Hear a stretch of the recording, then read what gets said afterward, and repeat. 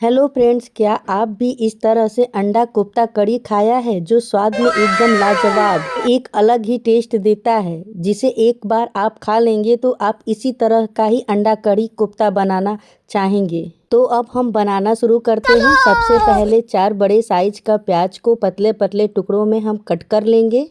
अब गैस पर एक कढ़ाई चढ़ाएंगे और उसमें ऑयल डालेंगे। ऑयल अच्छी तरह से गर्म हो जाए तो उसमें सारा कटा हुआ प्याज को डाल देंगे और इसे गोल्डन ब्राउन होने तक धीमी आंच पर भूनेंगे। जब तक प्याज हमारा भून रहा है तब तक हम मसालों का पेस्ट तैयार कर लेते हैं। सबसे पहले मिक्सी का जार ले लेंगे, उसमें 2 बड़े साइज का प्याज को कट करके ऐड कर देंगे। साथ ही में 2 टुकड़ा अदरक का भी ऐड कर देंगे और लहसुन का कुछ कलियां ले लेंगे। इसे अच्छी तरह से छील लेंगे। अब इसका फाइन पेस्ट तैयार कर लेंगे। देख सकते हैं हमारा पेस्ट तैयार हो गया है। अब इसे दूसरे बर्तन में निकाल लेते हैं और मिक्सी के जार को भी ढीलकर थोड़ा सा पानी ऐड कर देंगे।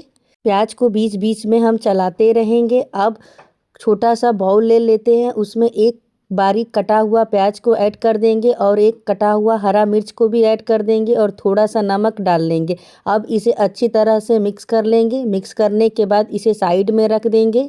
अब प्याज की तरफ चलते हैं। प्याज को भी भूनते हुए टाइम हो गया है, फिर भी अभी हमारा प्याज गोल्डन ब्राउन कलर का नहीं हुआ है, देख सकते हैं आप। जब तक प्याज हमारा भून रहा है तब तक हम तड़का पैन ले लेंगे और उसमें आधा चम्मच ऑयल डालेंगे। ऑयल गर्म हो जाए तो एक अंडा ले लेंगे और उसे फोड़कर डायरेक्ट उसमें डाल देंगे। और जो ये प्याज का छोटे छोटे टुकड़ों में हमने कट करके नमक मिक्स करके रखा था उसमें थोड़ा सा छिड़क देंगे और इसे लो आंच पर एक साइड का सिक जाने तक पकाएंगे। फिर दूसरे तरफ से उलटकर इस तरह दोनों तरफ से गोल्डन ब्राउन होने तक हम इसे सेक लेंगे। जब अंडा हमारा अच्छी तरह से दोनों साइड से पक जाए तब इसे दूसरे प्लेट में हम निकाल लेंगे। इसी प्रकार दोनों तरफ, एक तरफ प्याज भी हम भून रहे हैं और दूसरी तरफ अंडे का कूच भी हम तैयार कर रहे हैं। प्याज हमारा अच्छी तरह से गोल्डन ब्राउन हो गया है तो इसमें से आधा प्याज को हम निकाल लेंगे बाद में ग्रेवी में यूज करने के लिए। इस बचे हुए आधे प्याज में जो हमने टमाटर का पेस्ट तैयार किया था उसे ऐड कर देंगे। थोड़ा सा बाउल को धुलकर हम पानी भी ऐड कर देंगे। अब इसमें मसालों का तड़का डालेंगे। अब आधा चम्मच धनिया पाउडर, आधा चम्मच जीरा पाउडर, साथ ही में आधा चम्मच लाल मिर्च का पाउडर और आधा से भी आधा काला मिर्च पाउडर और आधा चम्मच गरम मसाला और आधा चम्मच हल्दी पाउडर और कलर के लिए आधा चम्मच कश्मीरी लाल मिर्च डालेंगे। साथ ही में स्वाद के अनुसार नमक भी ऐड कर देंगे। अब इन सब मसाले को अच्छी तरह से मिलाते हुए इसे चला लेंगे। अब इन सब मसाले को अच्छी तरह से लो आंच पर हम पकाएंगे। जब तक मसाला हमारा पक रहा है तब तक हम दूसरा अंडे का कोश तैयार कर लेते हैं। इसी प्रकार बीच बीच में हम अंडे का कोश तैयार करते रहे हैं। अब मिक्सी का जार ले लेते हैं। जो हमने प्याज का वरिश्ता निकाला था अब उसे मिक्सी जार में डालकर इसका एक फाइन सा पेस्ट तैयार कर लेंगे ताकि मसाला हमारा अच्छे से गाढ़ा और क्रीमी लुक आए। मसाले को देख सकते हैं भूनते हुए 5 से 6 मिनट हो गया है और ऑयल भी रिलीज कर रहा है। अब इस टाइम पर प्याज का जो हमने पेस्ट तैयार किया था उसे ऐड कर देंगे और इसे अच्छी तरह से चलाते हुए हम पकाएंगे। प्याज का पेस्ट डालने के बाद लगभग 3 से 4 मिनट तक हम मसाले को पकाएंगे जब तक मसाले से ऑयल रिलीज ना कर दे और अच्छी तरह से सुंदर वाली खुशबू न आने लगे तब तक हम मसाले को भूनते रहेंगे। ग्रेवी का असली टेस्ट तो तभी आता है जब हमारा मसाला अच्छी तरह से भुना हो। मसाला भी हमारा भुना रहा था और बीच बीच में हम अंडे का कोच भी बनाते जा रहे ताकि एक समय में हमारा दोनों काम होता रहे, कोच भी बनता रहे और मसाला भी भुनता रहे। इससे टाइम कम लगता है और जल्दी बन भी जाता है।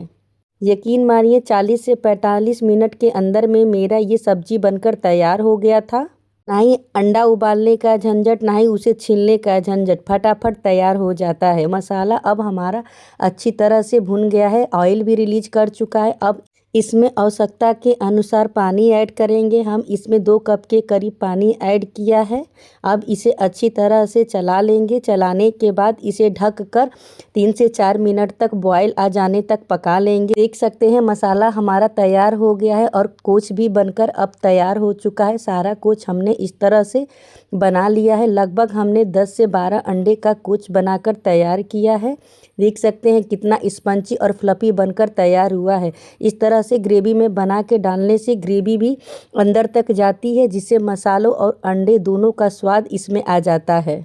मसालों में अच्छी तरह से बॉयल आ गया है। अब ये बनाया हुआ अंडे का कुच अब इसमें डालेंगे। इस तरह से आप अंडा कोफ्ता कढ़ी बनाएंगे तो घर वाले आपकी तारीफ ही नहीं करेंगे, बल्कि ढेर सारा प्यार और आशीर्वाद भी मिलेगा। इस तरह से सारा अंडा के कुच हमने डाल दिया है।